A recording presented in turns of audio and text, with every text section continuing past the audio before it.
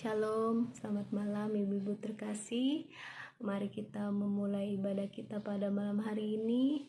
Kita sambut dengan bernyanyi dengan PKJ nomor 27 ayat 1 dan 2.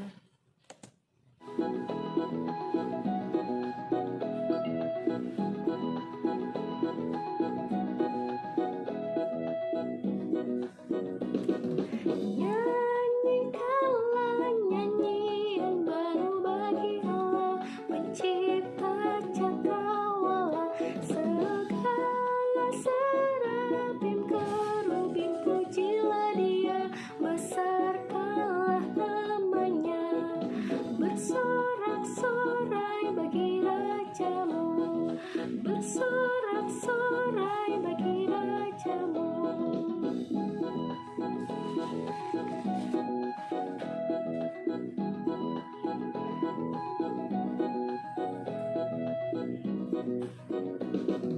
Puji Dia, wahai mentari, wahai bulan, sembahlah Dia terus.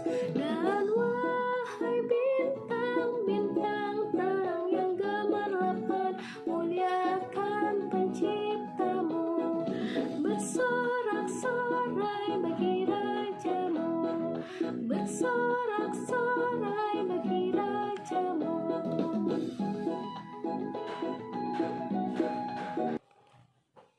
Untuk memulai ibadah kita, marilah kita berdoa.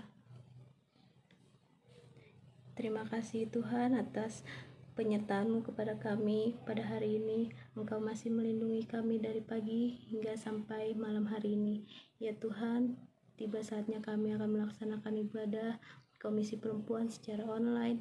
Kiranya Tuhan berkati ibadah ini dari awal, pertengahan hingga sampai akhirnya. Kami yakin dan percaya Engkau menyertai kami dan ada bersama kami. Bapa di dalam surga, sebentar lagi kami juga akan mendengarkan kebenaran firman Tuhan yang akan disampaikan oleh hamba-Mu, Pendeta Ibu Pendeta Nini Tanama. Kiranya Engkau berkati dalam penyampaian firman-Mu sehingga firman yang disampaikan kepada kami dapat kami pahami dan mengerti dan kami terapkan di kehidupan kami hari lepas hari. Inilah kami Tuhan, hanya di dalam nama Tuhan Yesus. Haleluya, amin. Untuk menyambut firman Tuhan yang akan disampaikan oleh Ibu Pendeta Nini Tanama, mari kita persiapkan hati dan pikiran kita. Kita menyanyi dengan lagu NKB 14.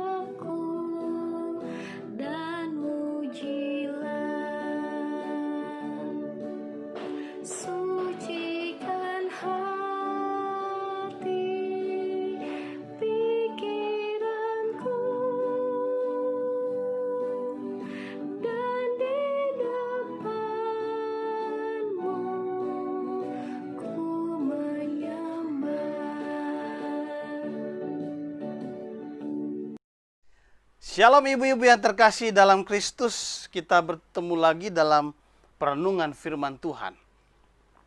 Dan untuk hari ini kita akan bersama-sama membaca firman Tuhan dari Wahyu pasal 21. Ayat yang pertama sampai ayat yang ke-8. Wahyu 21 ayat 1 sampai ayat yang ke-8. Namun kita akan berdoa dulu, mohon pimpinan dari Roh Kudus. Bapa di dalam surga, kami mengucap syukur untuk hari ini boleh bersama-sama berkumpul walaupun secara online. Dan saatnya kami akan merenungkan firman Tuhan. Kiranya Roh Kudus menerangi pikiran kami supaya kami dapat memahami firman-Mu dan mampukan kami untuk kami dapat melakukan dalam kehidupan kami hari lepas hari. Dan kami percaya ketika kami melakukan firman Tuhan, kami akan diberkati. Kami akan dituntun untuk hidup lebih baik dari hari ini, menjadi yang terindah dan memuliakan nama Tuhan. Di dalam nama Tuhan Yesus. Amin. Judul perikopnya, Langit yang Baru dan Bumi yang Baru. Lalu aku melihat langit yang baru dan bumi yang baru. Sebab langit yang pertama dan bumi yang pertama telah berlalu, dan laut pun tidak ada lagi. Dan aku melihat kota yang kudus, Yerusalem yang baru, turun dari sorga, dari Allah, yang berhias bagaikan pengantin perempuan yang berdandan untuk suaminya.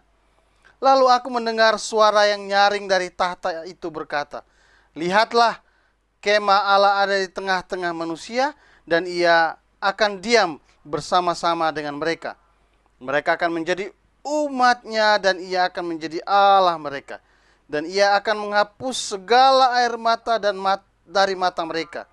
Dan maut tidak akan ada lagi, tidak akan ada lagi perkabungan atau ratap tangis atau duka cita, sebab segala sesuatu yang lama itu telah berlalu."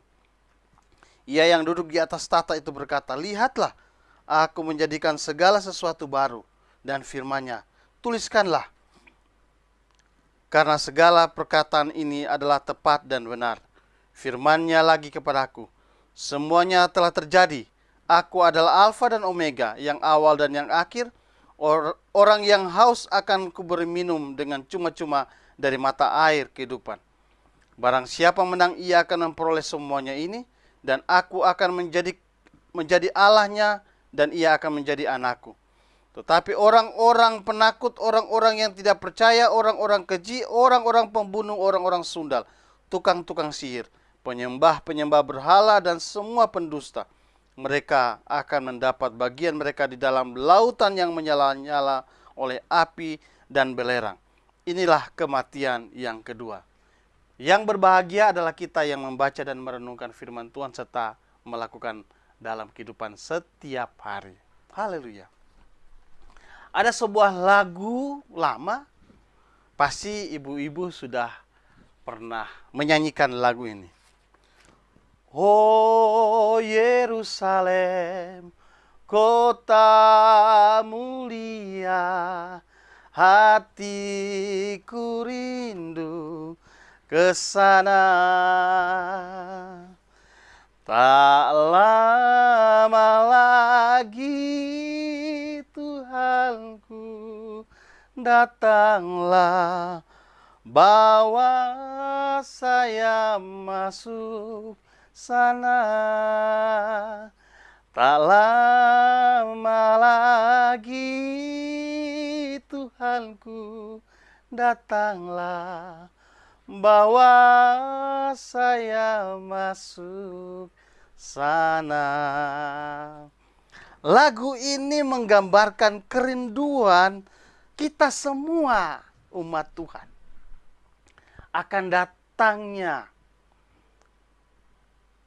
Yesus yang akan mengubah dunia ini menjadi yang baru.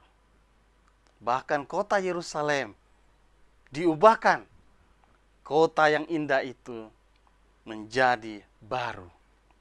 Dan kita semua akan ke sana. Dan lagu ini menggambarkan tentang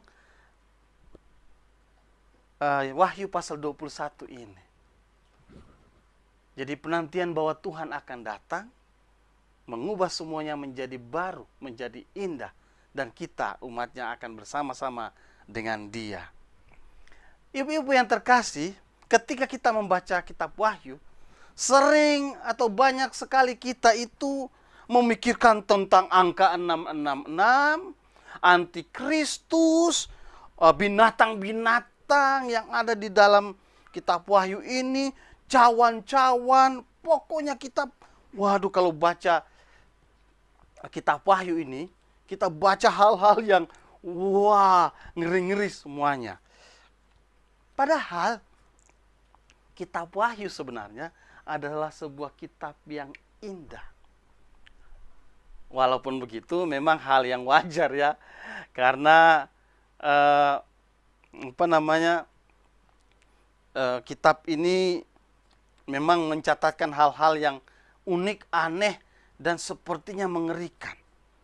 Namun, penulis kitab Wahyu sebenarnya ingin menjelaskan satu hal, bahwa umat Tuhan harus tetap tekun dalam Tuhan, karena nanti akan ada penghakiman terakhir, dan kita semua akan ada di sana. Tuhan akan memberikan yang terbaik bagi kita. Nah, sebenarnya ada 3 pokok pemikiran. Ada beberapa, tapi saya singkatkan hanya 3 saja pokok pemikiran. Yang pertama, maksud daripada surat Wahyu ini adalah orang-orang yang percaya kepada Kristus, dia harus tetap tekun di dalam menanti kedatangan Tuhan. Harus tetap tekun, harus tetap setia dan taat kepada Kristus. Itu yang pertama. Yang kedua, bahwa segala macam kejahatan, segala macam upaya untuk menindas orang percaya, segala macam ketidakadilan, itu akan berakhir dengan penghukuman.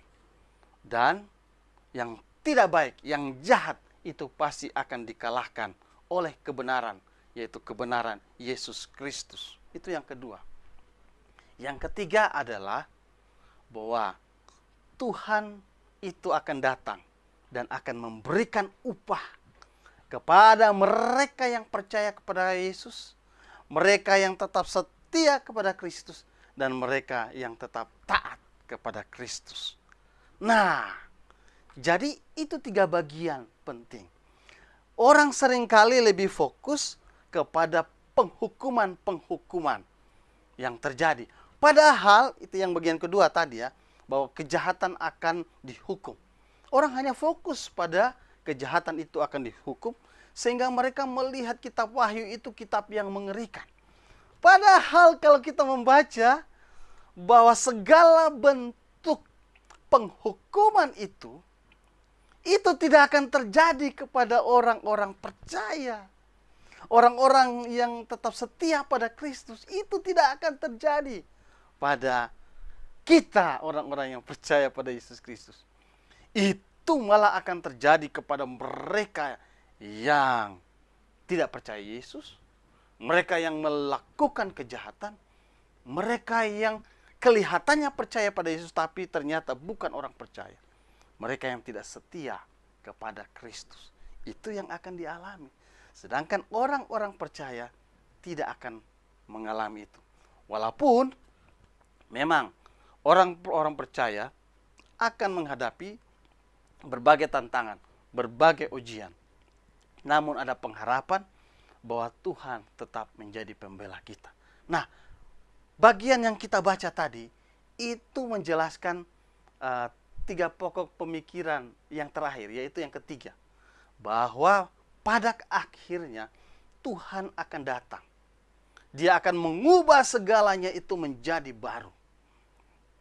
Langit yang baru, bumi yang baru, bahkan Yerusalem yang baru. Dia akan mengubahkan dan kita akan hidup di sana bersama dengan Tuhan.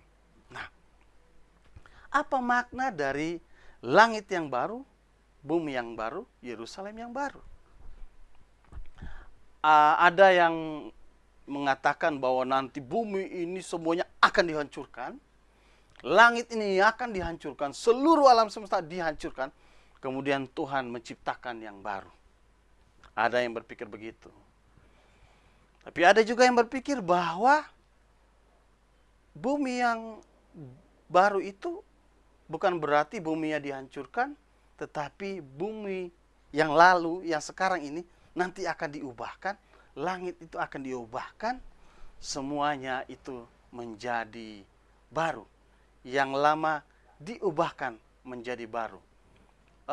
Mungkin seperti ibu-ibu yang punya anting-anting, misalnya ya, atau cincin, lihat modelnya itu sudah kurang bagus. Kemudian ibu-ibu pingin supaya dia itu cincin itu menjadi model yang baru, lebih keren. Nah, nanti dibawa ke tukang emas. Kalau dulu ya, waktu dulu itu saya masih kecil, itu nanti tukang emas itu dia bakar sampai cincin itu bisa diubah bentuknya. Hebat sekali itu. Saya pernah lihat langsung.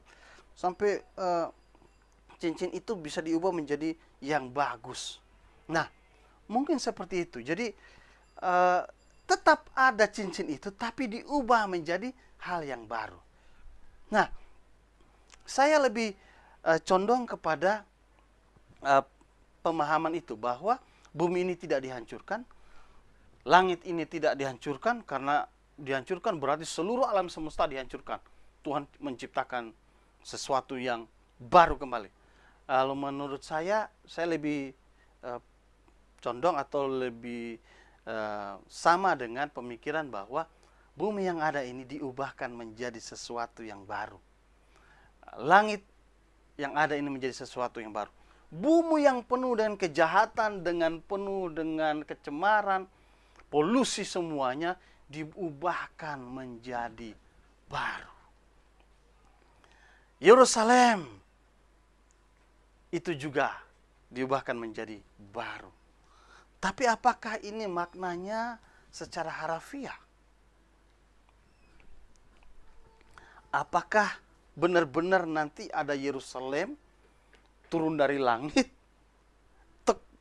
jatuh ke bumi? Nah, ini perlu kita pahami dengan baik.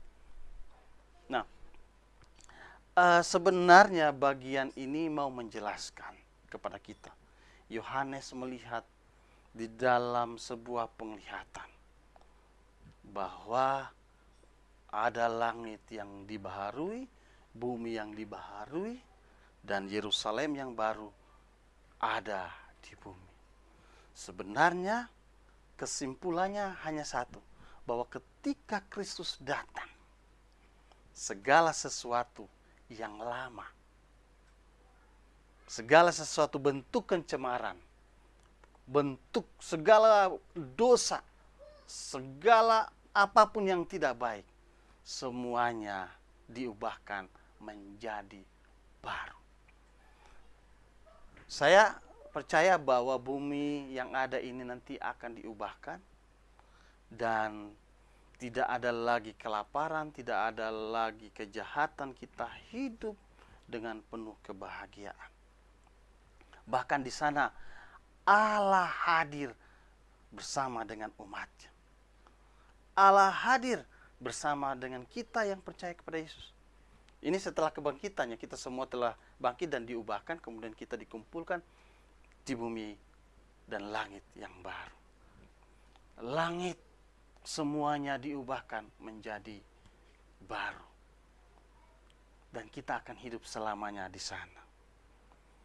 Ini mau memberikan kepada kita sebuah pengharapan bahwa apa yang kita buat saat ini itu akan membawa kita ke langit dan bumi yang baru, tempat yang indah. Di sana digambarkan bahwa ada buah pohon kehidupan yang akan kita nikmati dan kita hidup selamanya. Nah, apa maknanya penglihatan Yohanes ini buat kita? Menurut saya bahwa Maknanya buat kita adalah kita orang yang percaya kepada Kristus. Ingat bahwa kita harus tetap setia dan tekun. Percaya kepada Yesus bukan berarti hanya sekedar percaya. Kita harus mewujudkan percaya itu di dalam segala bentuk kehidupan kita, segala tingkah laku kita.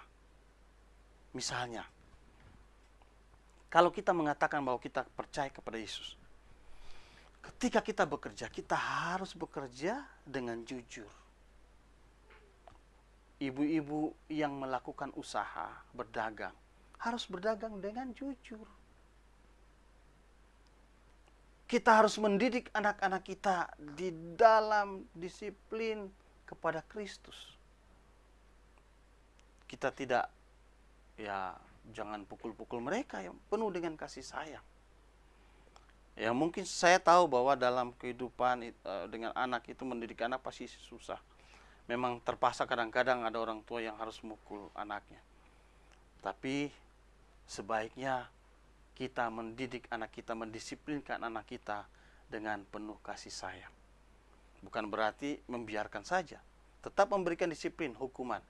Tapi lebih baik hukuman bukan dengan pukulan, tetapi memberikan disiplin, hukuman yang sesuai bagi dia. Kita mengasihi anak-anak kita. Ada banyak hal. Kita menghormati suami. Kita saling mengasihi, saling menghormati dengan suami. Dan saya sebagai suami juga harus mengasihi istri. Kemudian kalau misalnya dalam hubungan dengan orang lain, mari kita tunjukkan bahwa memang kita adalah umat Tuhan yang mengasihi. Saya tahu bahwa ada banyak tantangan, apalagi saat pandemi ini. Ada banyak hal yang membuat kita stres, kita bisa marah, kita bisa dengan tetangga bisa tidak enak. Namun Tuhan mau untuk kita tetap hidup penuh saling menghormati dan mengasihi. Dan juga apalagi dengan sesama umat Tuhan. Kita pasti mungkin ada sekali masalah, tetapi bagaimana kata Tuhan Yesus, berbahagialah mereka yang membawa damai. Mereka disebut anak-anak Allah. Anak-anak Allah. Kita hidup saling berdamai. Kalau ada yang berbuat salah, mari kita saling memberikan maaf. Jadi ibu-ibu yang terkasih, itulah hidup yang memberikan kita jaminan untuk nanti kita berada di langit yang baru dan bumi yang baru. Memang saat ini mungkin kita mengalami kesulitan, tetapi ketaatan kita pada Yesus itu akan berdampak nanti. Di sana kita akan mendapatkan pohon kehidupan. Kita akan hidup selamanya. Tapi apakah pohon kehidupan itu hanya ada pada saat nanti? Pada saat nanti Tuhan datang. Pohon itu ada di bumi yang baru, di Yerusalem yang baru. Menurut saya bahwa buah kehidupan itu sudah ada sekarang ini. Sudah ada. Yang benar Pak Pendeta ini ngajarin apa ini? Masa sudah ada buah kehidupan itu? Kalau sudah ada, kalau kita makan kan kita bisa hidup selamanya. Sudah ada. Apa buah kehidupan itu? Buah kehidupan itu adalah Kristus sendiri. Ketika kita percaya pada Kristus, ketika kita mentaati firman-Nya, kita mendapatkan buah kehidupan sehingga kita hidup kekal. Memang nanti kita akan mati tubuh kita jasmani, tetapi roh kita hidup. Itulah buah kehidupan, yaitu Kristus sendiri. Ketika kita percaya pada Kristus, kita telah menikmati buah kehidupan. Itu yang akan membuat kita hidup kekal nanti. Kalau mereka yang tidak percaya pada Kristus, tadi di firman berkata, mereka yang tidak percaya, mereka yang jahat, mereka yang menyembah berhala, merekalah yang akan dihukum. Itulah kematian yang kedua. Orang yang percaya kepada Kristus, dia makan buah kehidupan, yaitu Kristus. Dia hanya akan mati satu kali, tapi kemudian akan bangkit bersama Kristus, hidup bersama dengan Kristus. Tapi mereka yang tidak percaya, mereka akan mati, dibangkitkan juga, tapi mereka akan mengalami kematian yang kedua, yaitu di neraka. Karena itu, ibu-ibu yang terkasih, mari kita mengarahkan hati kita kepada Kristus, Alfa dan Omega, buah pohon kehidupan itu. Kita pasti akan mendapatkan hidup yang kekal. Dan ingat juga, sebenarnya langit dan bumi yang baru itu bisa kita nikmati sekarang ini. Sama seperti doa Tuhan Yesus, jadilah kehendakmu di bumi seperti di surga. Bisa kita nikmati, tapi tidak akan seperti yang akan datang itu. Kita bisa menikmati ketika kita percaya Yesus dan kita mau dalam kehidupan kita, di dalam kehidupan keluarga kita, mentaati firman-Nya. Saya percaya kebahagiaan yang akan dialami nanti itu juga Tuhan berikan pada saat ini, walaupun di tengah-tengah kesulitan. Karena itu mari kita tetap tekun di dalam Kristus. Tuhan akan memberikan kebahagiaan di dalam keluarga kita, dan juga kita akan bersama-sama di langit yang baru dan bumi yang baru. Tuhan Yesus memberkati kita semua. Amin. Mari kita berdoa. Bapa di dalam surga, terima kasih untuk firman Tuhan yang kembali meneguhkan kami, agar kami tetap tekun di dalam Kristus. Dan kami percaya Tuhan akan memberikan kepada kami kehidupan kekal itu.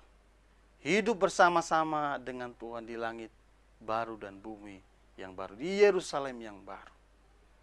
Tuhan memberkati ibu-ibu agar dalam kehidupan mereka, bersama dengan suami, bersama dengan anak-anak, mereka tetap setia kepada Kristus. Kami semua melakukan tugas-tugas kami sebagai pekerja, sebagai pengusaha, sebagai pedagang, sebagai ibu rumah tangga, apapun itu ya Tuhan. Kami tetap melaksanakan semuanya di dalam ketaatan kami kepada Kristus. Terima kasih ya Tuhan. Kami percaya Tuhan akan terus meneguhkan kami. Iya Bapa, kami juga berdoa saat ini bersama-sama secara khusus untuk Ibu Mayos yang dalam proses pengobatan dan pemulihan. Kiranya tangan Tuhan yang penuh dengan kuasa itu menjamah, memberikan penyembuhan dan memberikan pemulihan kepada Ibu Mayos. Berkati obat-obatan, makanan, minuman menjadi alat sembuhan bagi Ibu Mayos. Juga keluarga yang mendampingi, berikan kekuatan, berikan kesehatan. Kami percaya tangan Tuhan tetap berkarya bagi Ibu Mayos. Bagi Bapak Marpaung juga ya Tuhan, kiranya Tuhan memberikan pemulihan bagi Pak Marpaung. Bagi mereka di antara kami yang mungkin dalam keadaan sakit atau lemah tubuh, Tuhan Engkau memberikan kekuatan dan penyembuhan. Kami juga tetap berdoa buat opung-opung kami, opa oma kami dalam lanjut usia, ibu-ibu Naomi. Tangan Tuhan memberikan kekuatan, walaupun secara tubuh jasmani semakin lemah, tetapi di dalam Kristus, opa oma kami, opung-opung kami tetap kuat di dalam Kristus. Kami juga berdoa ya Tuhan untuk ibu-ibu yang bekerja, kiranya Tuhan berikan hikmat, kekuatan dan kesehatan mereka bekerja dengan baik. Bagi anak-anak kami, kiranya Tuhan berkati agar mereka tekun belajar, walaupun dari rumah, tapi kami percaya mereka tekun belajar dan mereka mendapatkan nilai yang baik dan mencapai cita-citanya. Saya berdoa ya Tuhan di setiap keluarga, di Komisi Perempuan GK Oaklander, Tuhan memberkati mereka di dalam setiap pergumulan mereka, dalam pergumulan ekonomi dan pergumulan yang lain. Kami percaya bahwa tangan Tuhan tetap menyertai dan menjadi solusi bagi ibu-ibu. Terima kasih ya Bapa dalam surga.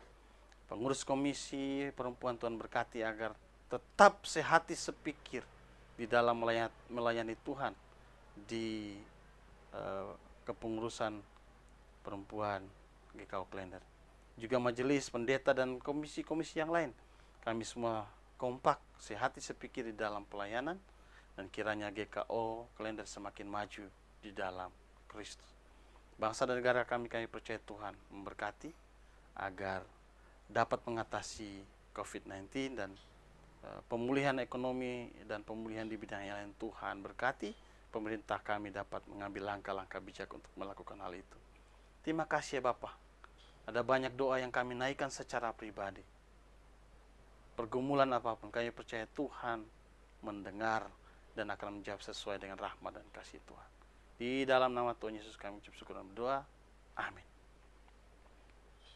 Terima kasih untuk Ibu Pendeta Nini Tanama yang telah memberitakan firman Tuhan. Kiranya firman yang telah disampaikan boleh bertumbuh dan dapat kita aplikasikan di kehidupan kita hari lepas hari. Amin. Bagi ibu-ibu yang ingin memberikan persembahan dapat melalui transfer ke rekening GKO yang tertera di layar atau langsung datang ke sekretariat gereja dengan Ibu Rina Sinaga. Kita akan mengakhiri ibadah kita pada malam hari ini dengan ditutup oleh doa Bapa kami dan doa berkat oleh Ibu Pendeta. Kita menyanyikan lagu Kidung Jemaat 393.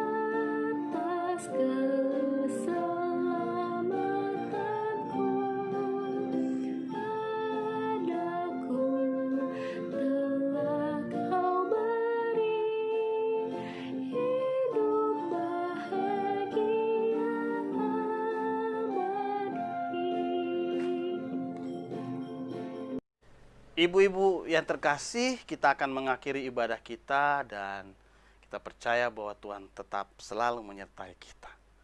Karena itu, mari arahkanlah hati kita di hadapan Tuhan dan kiranya terimalah berkat-Nya. Kiranya damai sejahtera dari Allah Bapa, kasih dari Kristus Yesus dalam persekutuan dengan Roh-Nya yang kudus menyertai ibu-ibu semuanya dari sekarang sampai selama-lamanya. Amin. Bapa, terima kasih. Bapa, terima kasih. Bapa di dalam surga, ku berterima kasih. kasih. Amin. Amin. Tuhan Yesus memberkati ibu-ibu sekalian.